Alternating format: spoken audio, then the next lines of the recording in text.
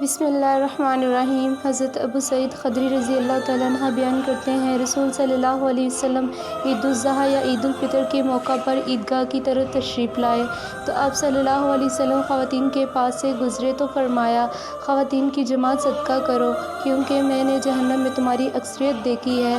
انہوں نے عرض کیا، اللہ کے رسول کس وجہ سے؟ آپ صلی اللہ علیہ وسلم نے فرمایا، تم لعن طعن زیادہ کرتی ہو اور خاوند کی ناشکری کرتی ہو۔ میں نے تم سے زیادہ کسی کو دین اور عقل میں نقص رکھنے کے باوجود پختہ رائے مرد کی عقل کو لے جانے والا نہیں پایا۔ انہوں نے عرض کیا، اللہ کے رسول صلی اللہ علیہ وسلم، ہمارے دین اور ہماری عقل کا کیا نقصان ہے؟ آپ صلی اللہ علیہ وسلم نے فرمایا، کیا عورت کی گواہی مرد کی گواہی سے نسخ نہیں؟ انہوں نے کہا، جی ہاں، کیوں نہیں؟ آپ صلی اللہ علیہ وسلم نے فرمایا، یہ اس کی عقل کا نقص ہے۔ آپ صلی اللہ علیہ وسلم نے فرمایا، کیا جب اسے حیض آتا ہے تو اس وقت وہ نماز اور روزہ ترک نہیں کرتی؟ انہوں نے عرض کیا، کیوں نہیں، ایسے ہی ہے۔